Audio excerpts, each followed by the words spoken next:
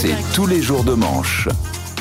Arnaud Demanche, c'est avec nous. Bonjour Arnaud. Les amis, alors ce matin, j'ai une colle pour vous. Attention, est-ce que vous savez ce que c'est que ça? It's a Une courgette. C'est une courgette. zucchini. Bravo. Les courgettes qu'on trouve dans le réfrigérateur, à ne pas confondre avec les courgeaux qu'on trouve dans le congélateur. Bonne réponse d'Amélie Rosy. Et je vous parle de ça. L'enthousiasme. Je vous parle de ça parce que d'après une étude, 1 jeune sur 5 ne sait pas reconnaître une courgette d'un concombre. Si. C'est paru hier. Là, on était avec Perico Légas juste avant. Il nous l'aurait dit. Là, on a un problème de santé publique. Là, après la Ligue 1, McDonald's, là, ça va pas. Donc, le gouvernement réfléchit à une politique d'éducation alimentaire. Ça va être fantastique. Quand les profs vont rentrer dans les salles de classe en brandissant un concombre et une courgette, voyez les enfants, alors ça c'est un concombre et ça c'est une courgette. Hein. Donc c'est plus court qu'un concombre, elle est plus épaisse, elle est un peu plus courte. D'ailleurs, quel goût peut avoir ma courgette? Est-ce qu'elle est sucrée? Est-ce qu'elle est amère? Est-ce qu'elle est salée? Martin Gourdin, je vous trouve très dissipé. Donc, de moins en moins de jeunes mangent des fruits et des légumes frais. Voilà, il va nous la cuisiner sur place. Manu est atterré depuis tout à l'heure. Un petit C'est au toucher apéro. qu'on fait la différence. De moins en moins de Je jeunes. te laisse libre de tes choix.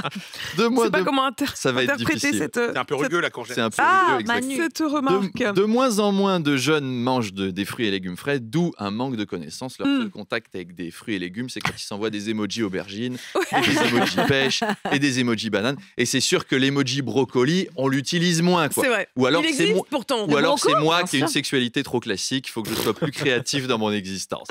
Après la cuisine, Arnaud, on va parler mode. Des députés Horizon souhaitent taxer la fast fashion. Oui, on en parlait hier dans les couloirs avec Manu Le Chypre, figurez-vous, parce Ah oui. qu'on parle chiffon.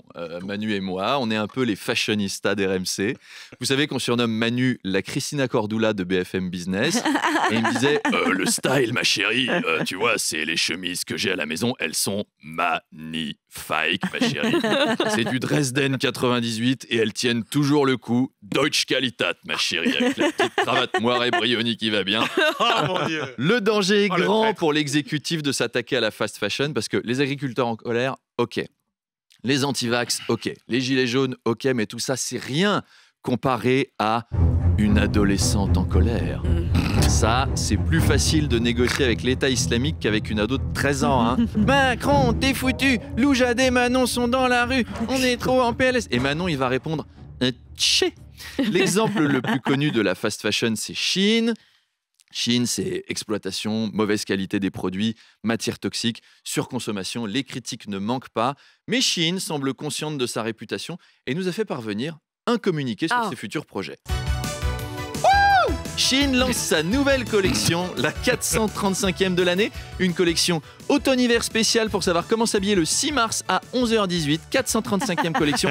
Alors ne loupe pas nos t-shirts en amiante, avec dessus des photos d'un bébé phoque mazouté, #souvenir Erika, des pantalons en peau de Ouïghour et notre crop top avec un portrait de Michel Fourniret. Badass! Découvre nos chemises en polychlorure de polyamide, de polyuréthane, polyphosphatant, entièrement biodégradables dans des estomates dauphins. Et Shein, c'est aussi du social, car nos ouvriers sont mieux traités. 20 coups de bâton par heure au lieu de 50. Shein, c'est pas parce qu'on cumule tous les défauts du capitalisme qu'on peut pas y ajouter tous les défauts du communisme. Ce slogan magnifique, Merci. Arnaud. Magnifique, ma chérie. Marine Magnifique. La cérémonie d'ouverture des JO devait accueillir 600 000 personnes. Le gouvernement a dévoilé hier que ce serait finalement moitié moins et ne s'interdit rien, je cite, réduire peut-être Oui, encore. et oui, vous en avez parlé tout à l'heure. La grande fête populaire sera finalement une teuf sympa, avant de peut-être passer à l'étape soirée entre potes, puis carrément dîner à deux avec Brigitte devant un concert sur la scène. Alors pourquoi on réduit ? Peut-être parce que les employés de la mairie de Paris n'arrêtent pas de se faire voler leurs orties avec les plantes de sécurité dedans. Peut-être, vous avez vu, on en a eu un deuxième. Incroyable. Je suis sûr que c'est Anne Hidalgo qui casse les vitres des bagnoles pour voler les ordis, pour faire chier Macron. On critique ma gestion de Paris, on nomme Rachida Dati au gouvernement, démerde-toi pour organiser tes jeux, tiens.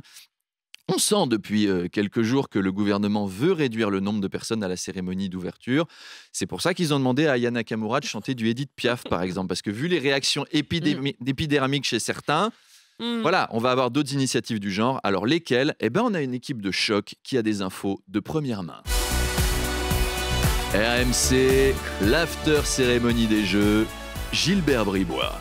Et oui, et ce soir dans l'after, le débrief complet des dernières actus sur la cérémonie d'ouverture. On va en parler avec Daniel Riolo. Salut Daniel.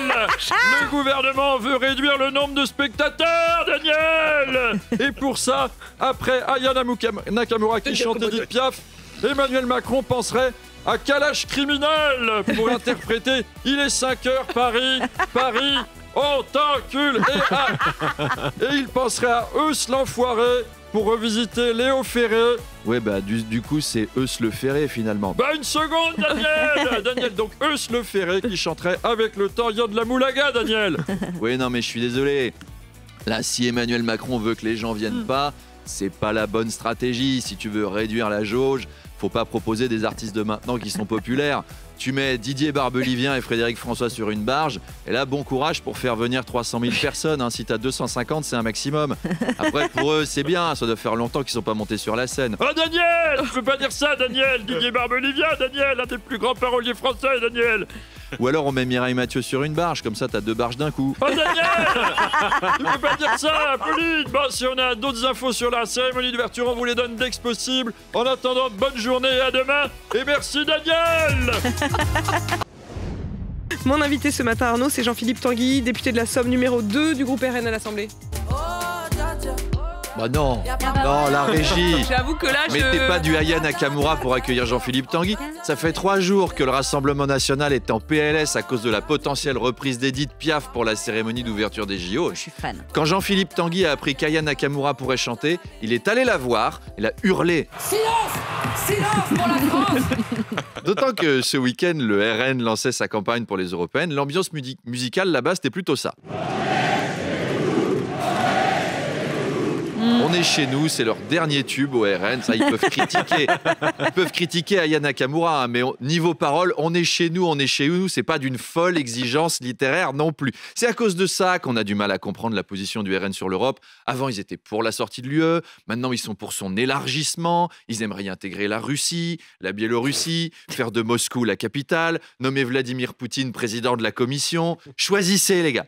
Alors le slogan du RN, c'est « La France revient, l'Europe revit ». On est d'humeur musicale ce matin, ça aussi, ça peut faire une bonne chanson. La France revient, la France revient parmi les siens. Il montre le chemin du haut de la croix. Oui, c'est Jordan Bardella.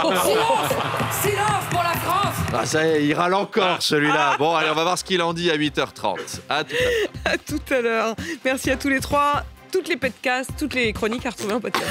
Tous les podcasts sont...